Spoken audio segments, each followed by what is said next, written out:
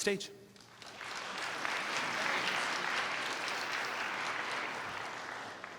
Hat sgwael eich tynoiab, Myia Antone Queen Sna, Welwaltenaat Queen Kushamin, Tinachin Ka, Wewik Ochomeoch, Nish Ansha Quins wa Amot Titsits Amen, Nish Ansha Quins wa Shishaway, Nish Ansha Quins wa Shishaway, Slan Skag Maka Eintnoch Amen, Nish Ansha Ochomeoch, Nish Shishaway Eoch Tansaquatal, Welwaltenaat Queen Kushamin, Nish Ansha. Na shishawait tan sequatal not to chmalchstin ochomeoch emen. An hatlan squalinche quosin titsits 80 tameoch. An hatlan an squaloinche tuchtatinate not to slout. Nis ta stokwe quis watate chim ech ansha to squan titsits. Nis ta stokwe quis tate chim not to at some emen nis ta squan chet tan ochomeoch. An hatlan squalinche tuchtatinate tas chiam not to slout amen. Nish anchais tas okwe. So good day, everyone. My name is Myia Antone. My ancestral name is Welwaltenaat. I come from our village of Welwaltenaat, which is in Brackendale. I'm from the Squamish Nation. Our teachings is when you go to someone else's territories, you speak their language. So unfortunately, the only word I know here is Haichka. But Haichka to our host nation for inviting us to be here, allowing us to speak. Thank you for your prayers and prayers for your brother as well. And also thank you to all the speakers before me. It's in our culture to thank our elders and our speakers who came before us. So thank you to all of you and to the generations before me who have allowed me to be here and step up and speak today. I actually asked if I could come up here, which is something I've never done before. You usually have to really twist my arm to get me to speak, but I think my spirit knows that I have something to share with everyone here, and as one of the few Indigenous youth I see here, I think I might have something to share with everyone. And before I talk about the book, you can see it up on the screen here, I wanted to share a little bit about my thoughts from today, and something we've been hearing a lot is how connected our health is to our individual and our community health is to our oceans and to our territories. And that really resonates with me, and something else that really stands out to me is how connected our language is to the slout, to the herring, how connected our language is to the land, to the health of the land, to the health of the waters. And we see herring coming back in my territory, and at some in Howe Sound, we do our herring surveys, and we see the herring coming back. And for me, I really see that in connection with our language coming back.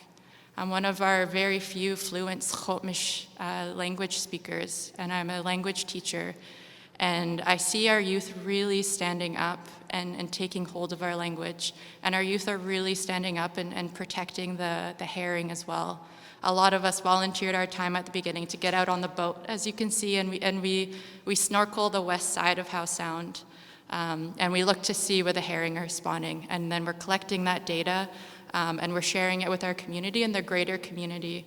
And that has really, actually contributed a lot, especially to things like the wood fiber project that's been happening on our territory. Now they have data about herring, which they didn't have before. And that has a lot to do with the youth from Squamish. And so I really wanted to let our elders here know that our youth are standing up, and our youth recognize that you did as much as you could when things were happening.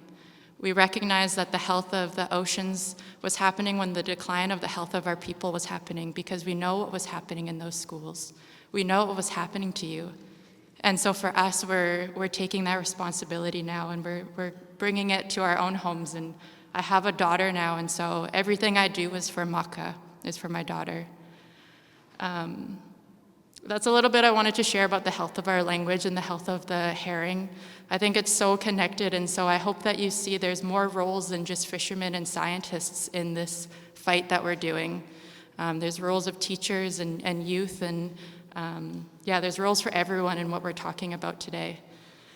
I wanted to talk a little bit about the book, Tum Saut. I know it's been gifted to the speakers, so I wanted to share a little bit about the book, and I think it's actually being sold today too, so if you have a copy, please read the first page of the book. Tum Saut is about Time of the Herring, and there's two stories in the book. So one side is all Schotmish, and that's the story that I wrote, and there's another side, I think it's in the blue font, and that's English. So the stories share the same pictures, but they're completely different stories. The English is not a translation of the Schotmish, and that's very intentional because it happens a lot that the translations take away from the indigenous language. And so the stories are completely different, obviously sharing the pictures, but the English story, it's all about the relationship between herring and their natural environment. And the Schotmish story is about Harriet the herring and how she is traveling through our territory with her sata, with her auntie. And they're pointing out all of our villages and our stories that go along. So it's a story that really centers Schotmish knowledge.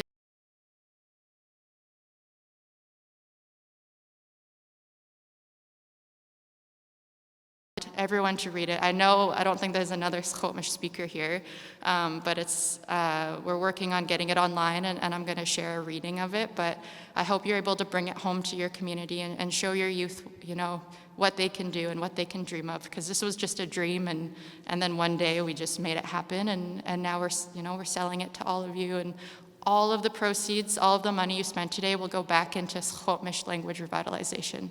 So just a huge heichka for supporting us and being a part of our journey with us.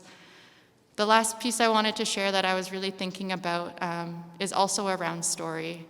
And so I sit on the Squamish Climate Change Committee, and I sit on the Squamish Language Commission, and we're always talking about climate change and what's happening in our waters and happening on our land.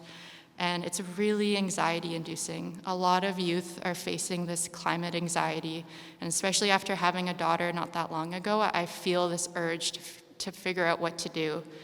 And so when I sit with my elders, I sit a lot with Tenauchten, Dr. Peter Jacobs, and Eyal Sata, Vanessa Campbell, who are our fluent language speakers in Schotmish.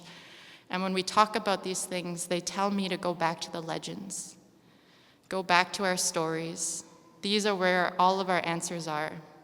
And so when we think about climate change and what's happening to the South, I think of our great flood story. And that's a story I always go back to because we see a lot of what's happening today from that story.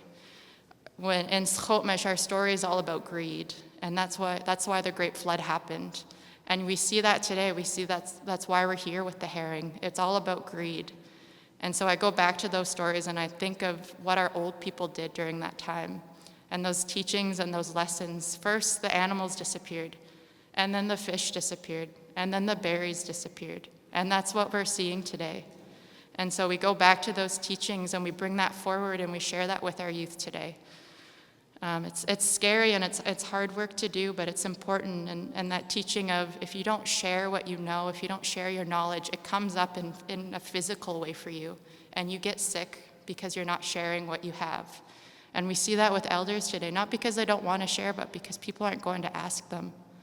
And so I just wanted to share that teaching with you to, like it was mentioned before, go to your elders, bring some food and ask about the stories. It's our old ways to bring a gift and to sit and do it the old way. That's what our elders want nowadays. So hopefully you can relay that message to the youth in your community and share that with everyone back home. Thank you so much for allowing me to come and share a few words and talk a little bit about the book. If you have it, please read the first page. It explains the different stories. Our pictures are by Latash Kanam, a Schotmish artist.